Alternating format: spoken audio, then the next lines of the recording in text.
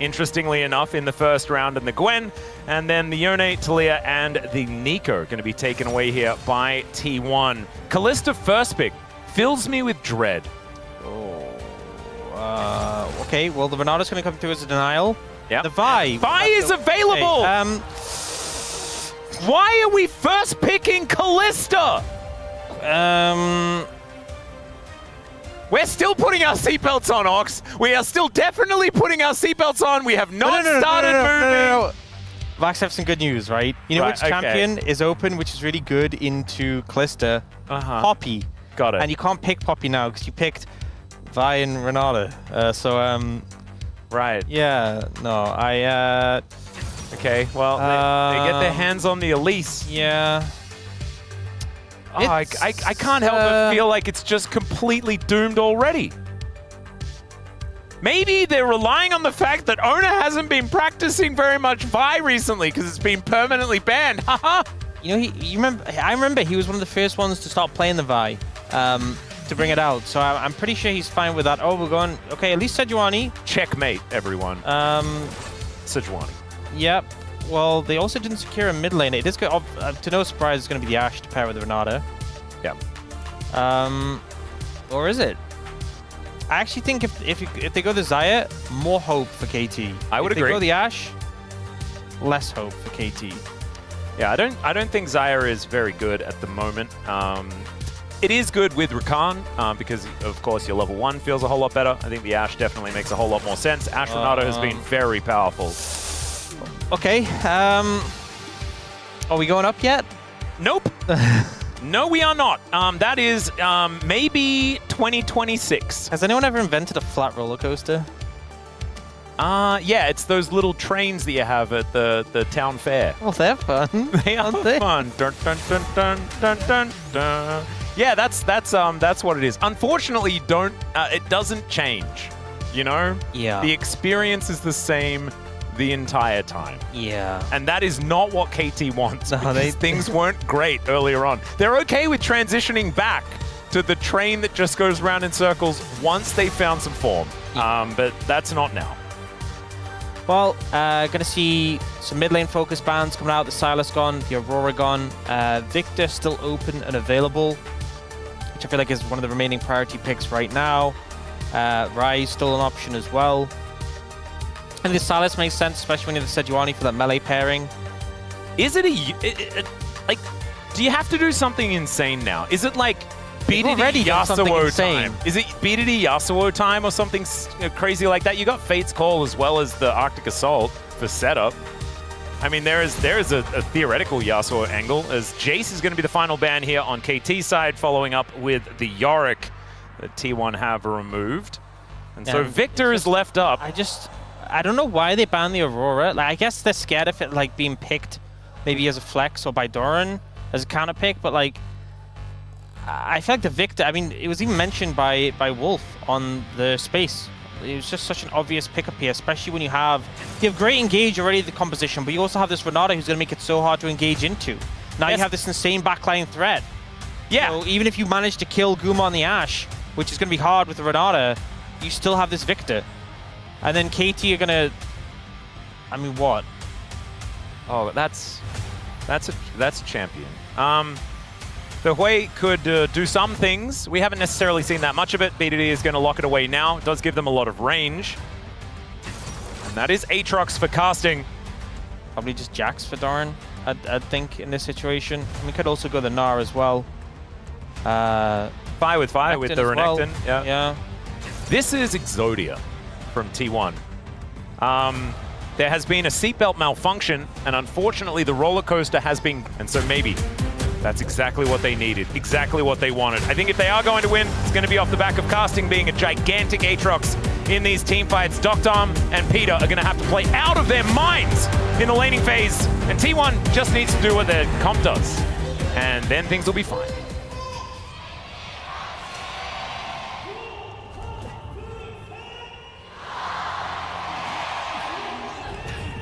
All right, here we are, ladies and gentlemen. Suwon erupting at the start of game number 2. Everyone pretty keen for it to go the distance. Of course, it is just fun having these events held outside of LoL Park every now and again. Okay, there is one thing. We'll see when the runes come up. I'm really hoping that we're going to get like the more lethality build of Kalista that we've sometimes seen. Uh-huh. We're not. Okay. No. So the reason I was thinking that... I was going to say that had about a 0% chance of happening. The thing is, we've seen it, and as much as, obviously, you don't have as much sustained damage, you're not auto-attacking against this T1 lineup. There is no situation where you're going to be able to auto-attack and you're not going to be just beaten over the head. So I was thinking, if you go the more lethality build, we've seen, last year Pays had a lot of success with it. You can play around the poke. Like, between that and the Hui, there is a good amount of poke.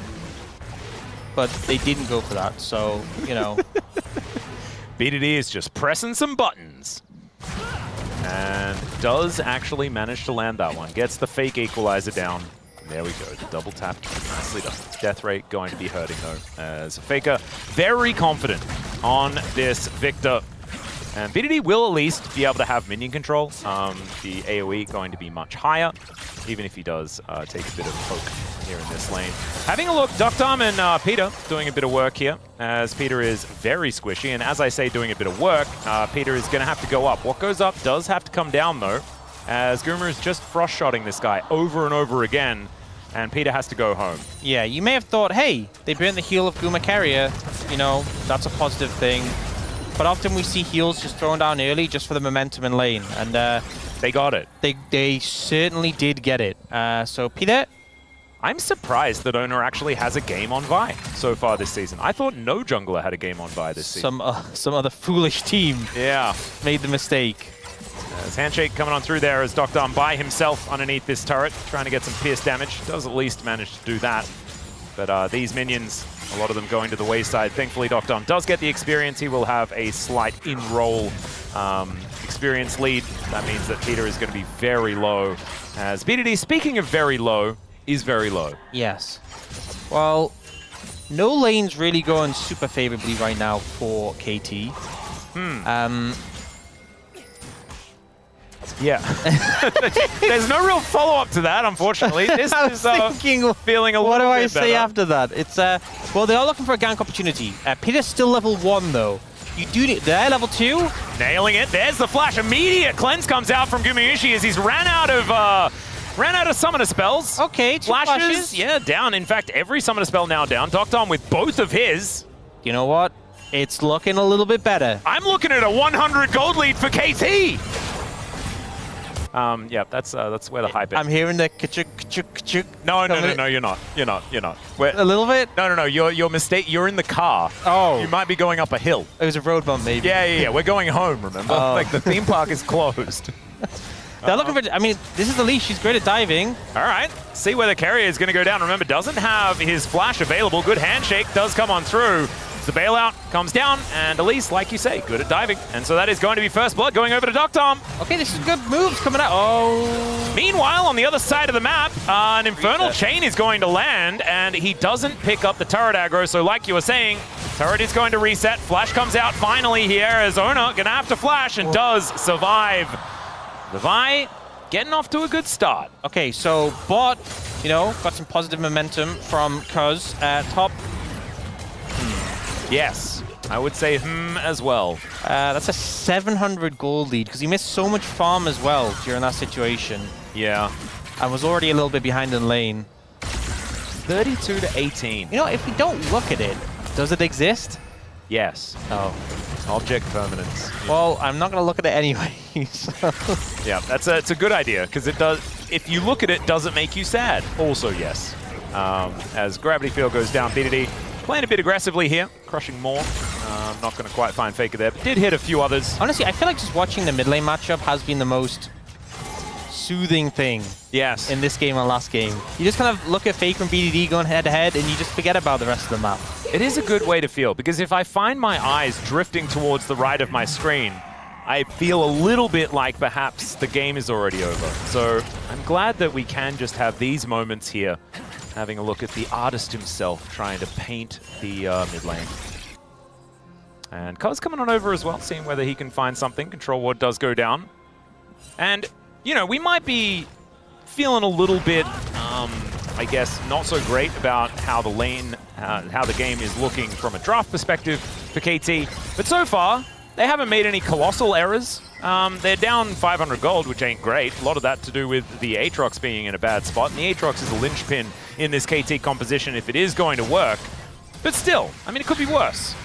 It definitely could be worse. That, you know, you've never said throw wins. It definitely could be in a worse position. They will be able to pick up the City Dragon, though. And again, it's an Ocean Dragon. Nice one to get in the early levels for that extra sustain. Yep, and no one's around the grubs just yet as well. And so they get the Drake without having to sacrifice too much.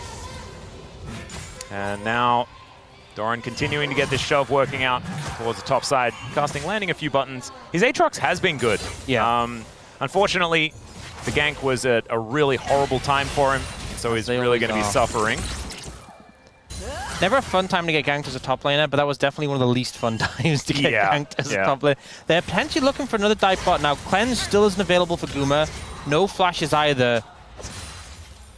They can go for this. It's a little risky, I'll be honest. The fact that Peter has no flash, and they have the bailout, so we'll see if they can make it work. Yeah, Peter going to come on over. They find the cocoon. Onto Gumayusi. He's taking a lot of damage. Does have the bailout as Cuz. Gonna have to get out of there as well. There's the repel, and Peter is gonna get Fate's Call back. Guma able to go down there as it is Cuz picking up the kill. BDD moving over, another Kakuna grasping more, and Peter is taking control of this bottom lane. BDD loses half of his health bar, and Oner says, I know what time it is. They're ganking my bottom lane. I'm killing casting again.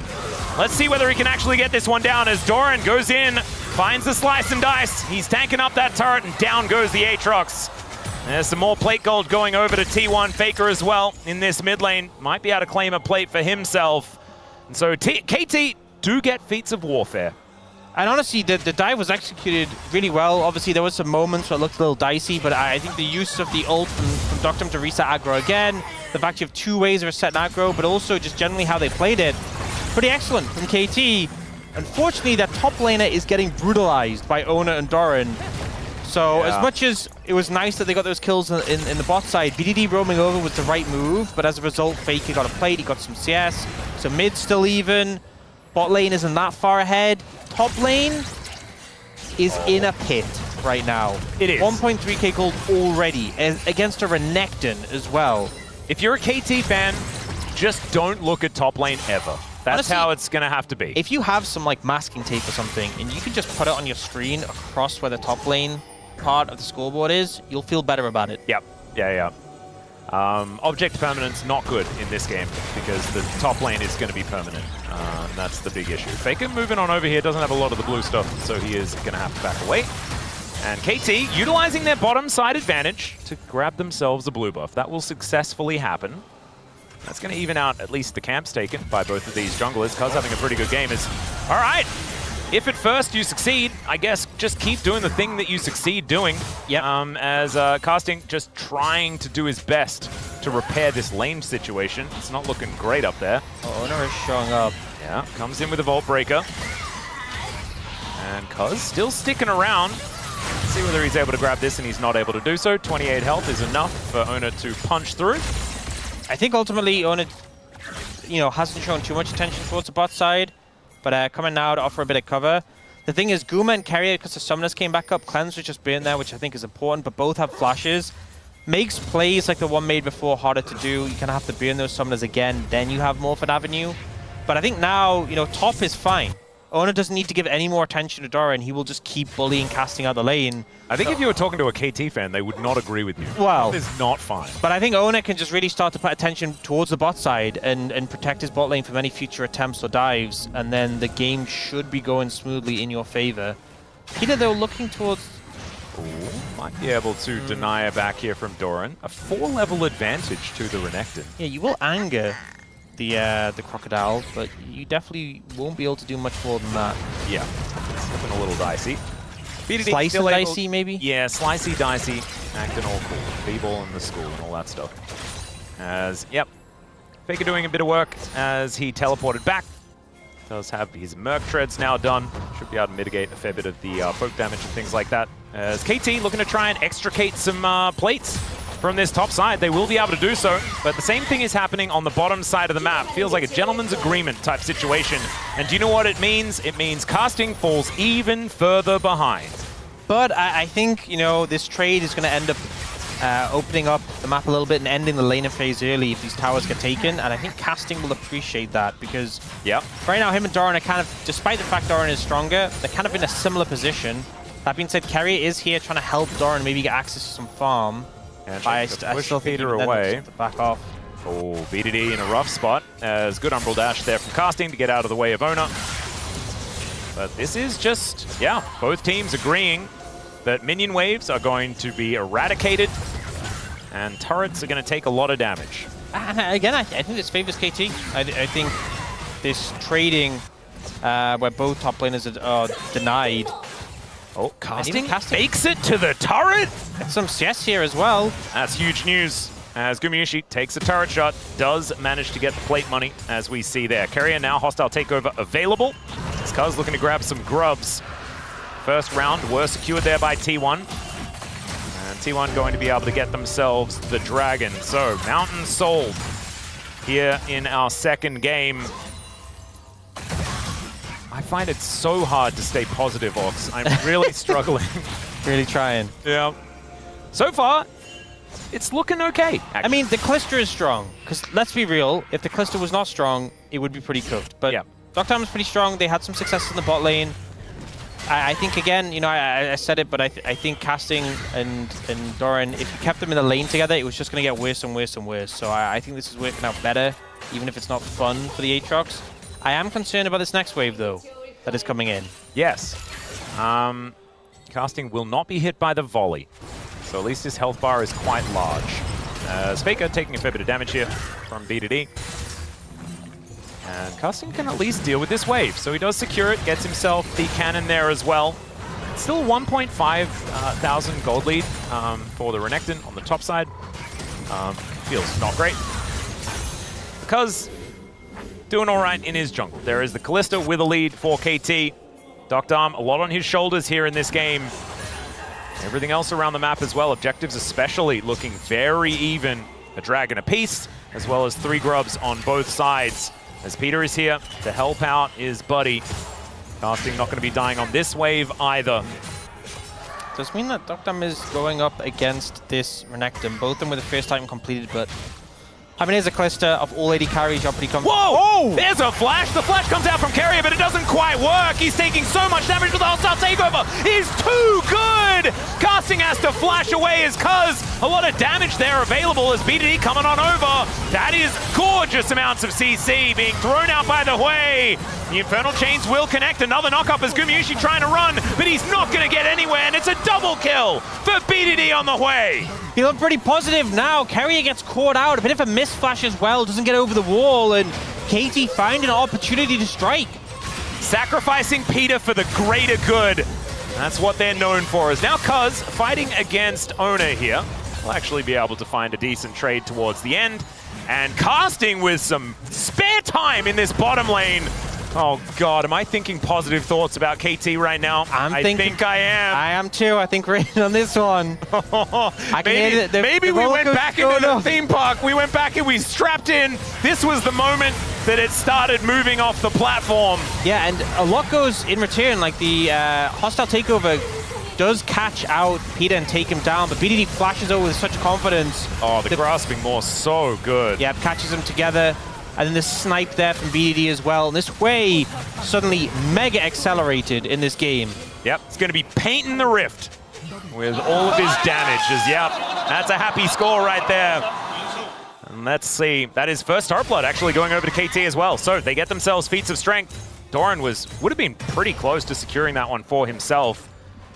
But he's going to demolish it now. A little bit late, still able to get there. And it's a gold lead. It's a real one for KT.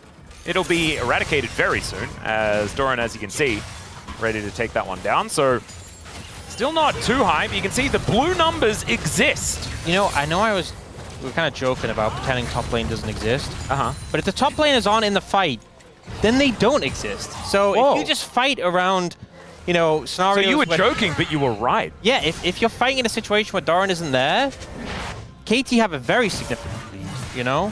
Because right now, again, they're like 100 gold up, but that's offset just entirely because of Doran. If you ignore that 1.3k lead and you focus on the fact that you have these strong carries on the bot side, I think you're vibing. Yeah. Also, if you hadn't read the patch notes, you're also probably feeling pretty good, right? Because you're like, oh, Renekton doesn't scale all that well. Now, really, really worried for what KT are going to have to deal with in the late game. Level 16 for Dominus is absurd as Cuz finds Oner here, who just vault breaks his way out. It's fine.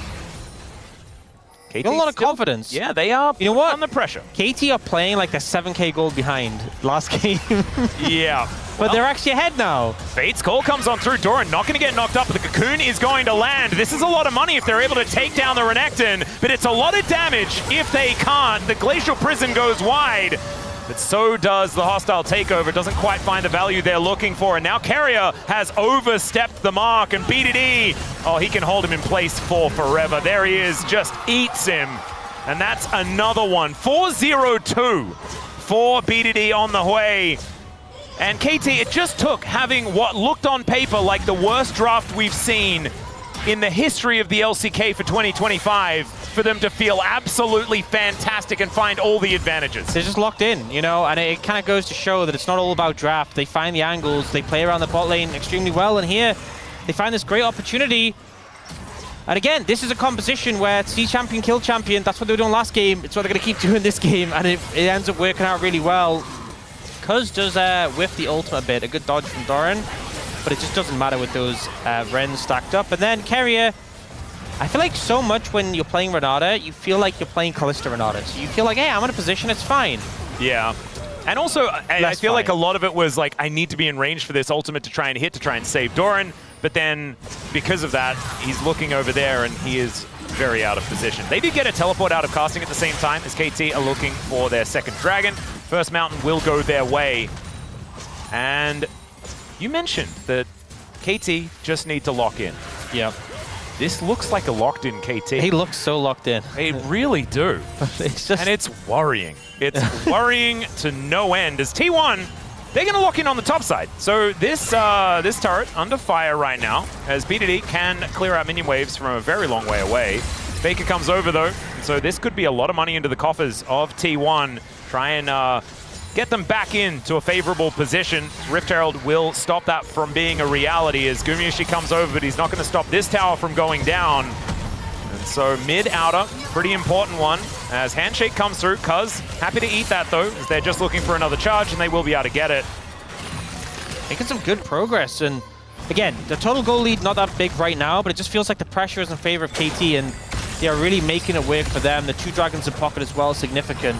You saw the confidence the KT had down 8,000 gold in the last game. Yep. If they at least hold on to half of that, things are going to be looking great. Yeah, they're surprisingly feeling, you know, still very confident, but somewhat less confident than when they have a deficit. It almost feels like when you have a deficit like that, you're like, look, the game's probably cooked anyway. Yeah, let's throw some Hail Marys. Whereas this game, they're like, you know, guys, let's be aggressive, but we might actually win this game, so maybe let's not be too aggressive. Let's play it a little bit seriously. Yep.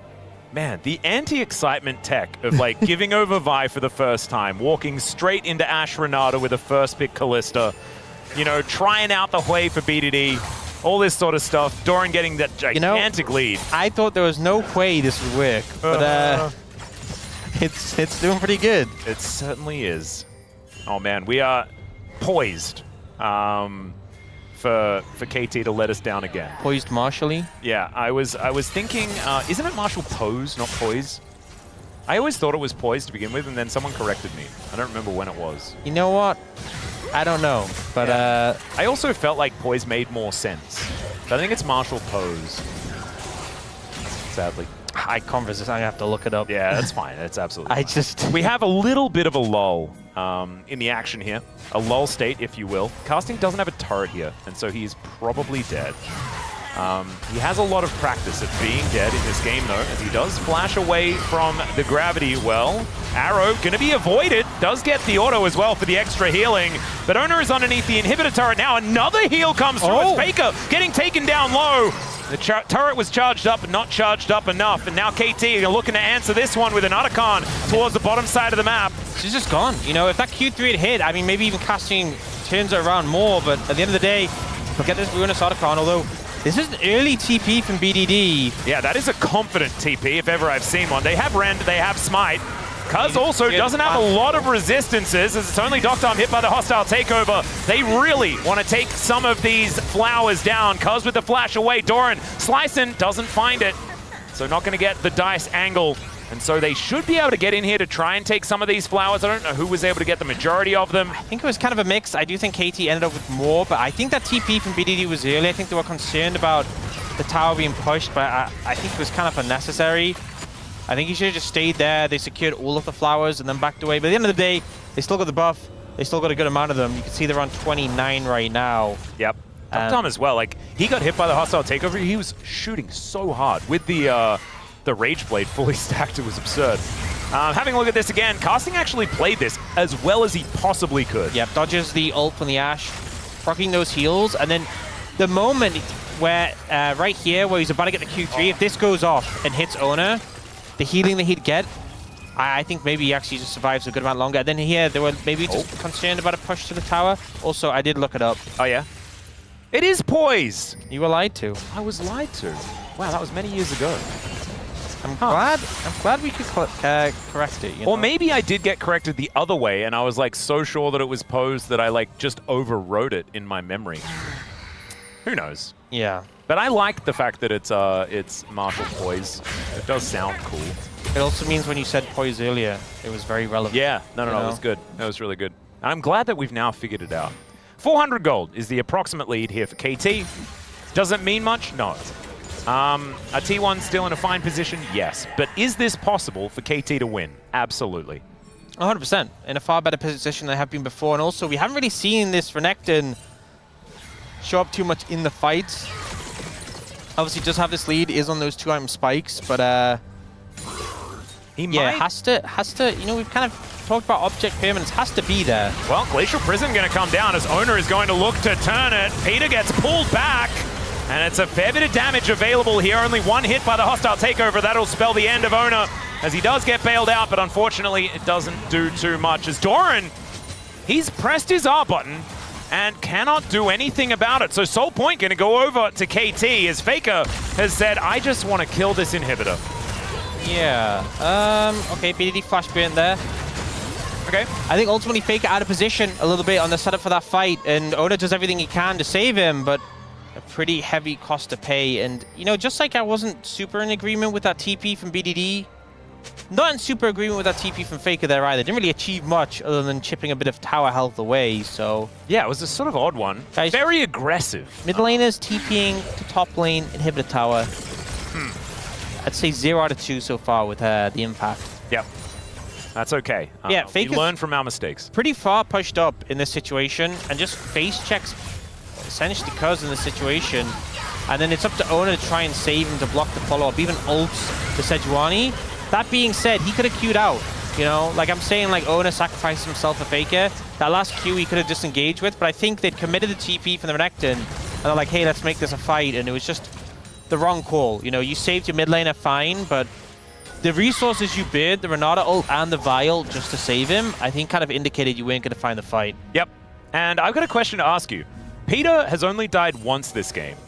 Is that a product of good or not good enough Elise play? I think it depends if you follow the barrel school of Elise play. I do. Then it's not. You should have died a lot more. Oh, okay. Sorry, Peter. It's not good enough. You're going to have to start dying more. Because in that last fight, he went down so incredibly low. He was actually doing a great job of just baiting T1. Oner saw the very squishy Elise and was like, we can kill this one, take it down. But the use of the repel, the Fate's Call there as well from Dr.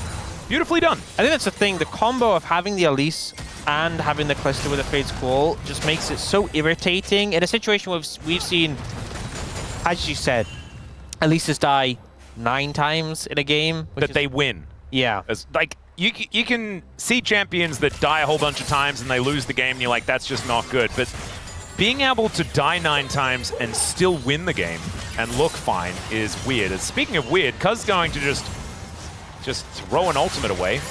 That one went a bit Narnian. It's fine. They're still able to get some control here of the river. Gumayusi taking a bit of damage, but that could have been an opportunity for something. I think maybe just hoping to get the cleanse from Guma in that situation, but he holds his nerve, manages to dodge it.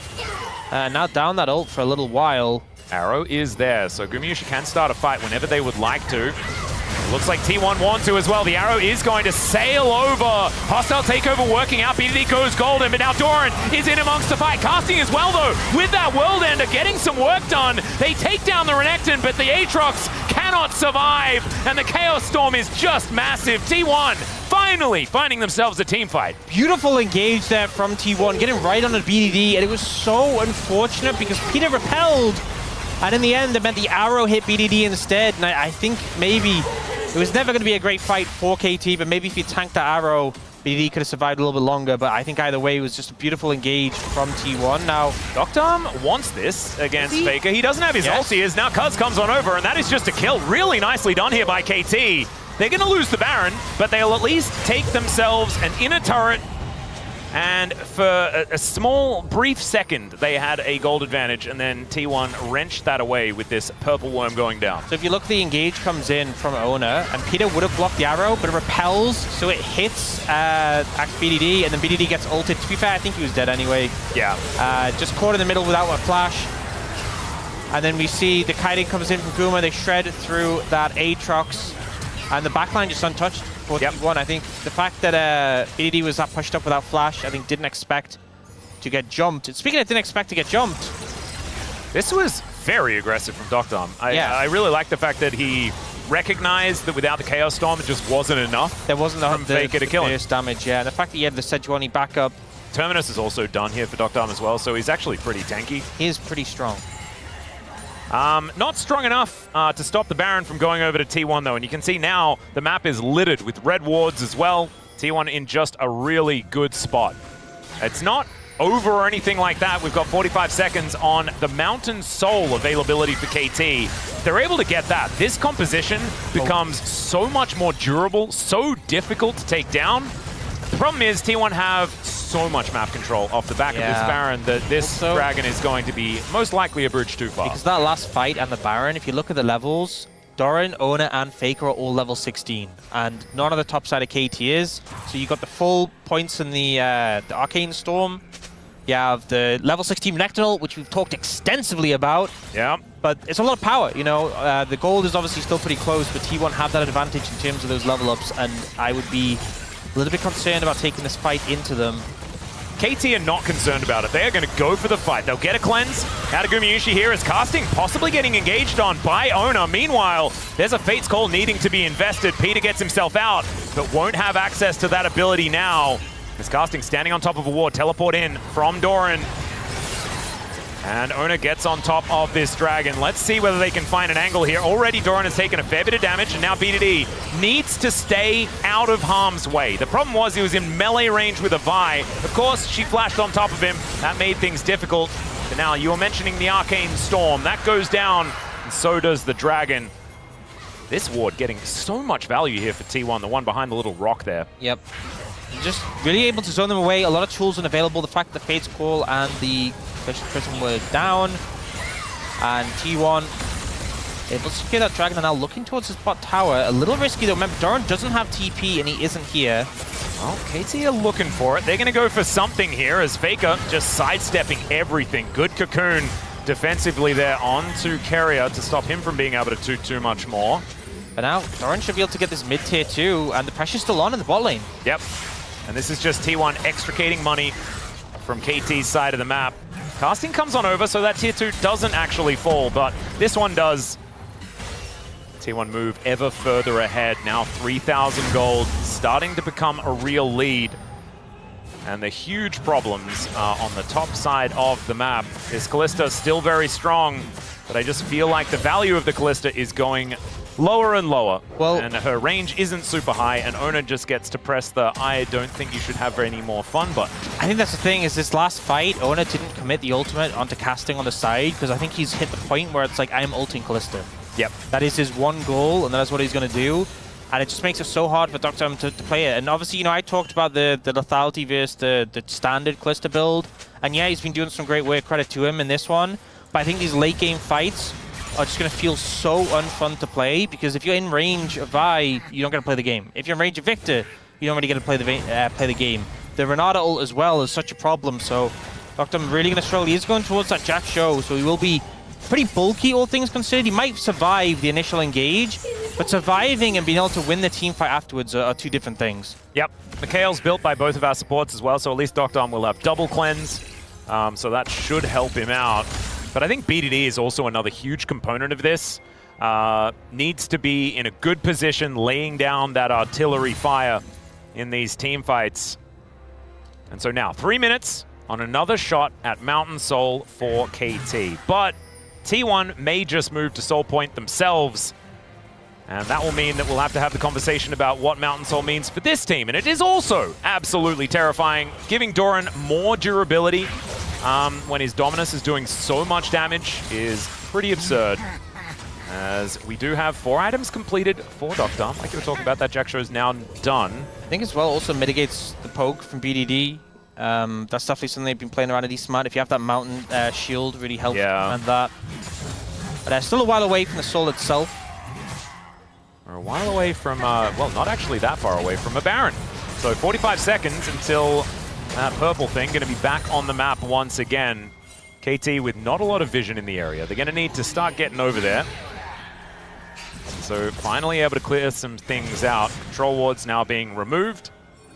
KT to get on in, get rid of some of this vision. But not going to be able to stick around for too long. Reset's going to be concluded pretty soon for T1, who are now back out onto the map. Yep. Infinity Edge so close for Gumayusi as well. Yeah, being able to pick that up would be big. Cocoon going to be connecting here as Oner gets pulled back by the Infernal Chains. Still gets over, but there's the Mikhails from Keria keeping him alive. And the T1 jungler able to skirt away still. Yeah, KT going to look for an angle. To be able to heal up a bit off this red buff, but he is very low and has no flash. They are going to start at the Baron. Oh god. And Doran now getting all that fury. Dominus has been popped. It's down to 50%. As Arrow going to get tanked. Fate's Call going to pull Peter back as Doran going to be the target. He flashes away. There's now KT off the Baron for the moment. Doran in an awkward position as Peter finds another Cocoon. Casting gets over the wall, but now the rest of T1 move on over, and Casting has been cornered off. The flash over from Cuz is decent, but Peter is just dead. This Arcane Storm is so scary, and Oner gets on in there. The flash on forward, Casting trying to find these Qs, but T1 are a freight train, and Doctom is dancing, but I just don't know whether he's got the tune, and he does not. Down goes Casting as well. It's a catastrophe for KT, and T1 may just win the game right here. KT put in a great effort, you know, managing to find some big advantages on the bot side, but when it comes to those team fights, so hard to deal with his T1 composition and the excellence when it comes to fights around Baron. The Arcane Storm was the size of a lane at the end of that fight, and they will close this one out 2-0. Yeah, T1 just a little bit too better here today. They put up the homestand last time, and KT got the better of them, and they return the favor here as KT set up theirs, and it did not look that difficult either. T1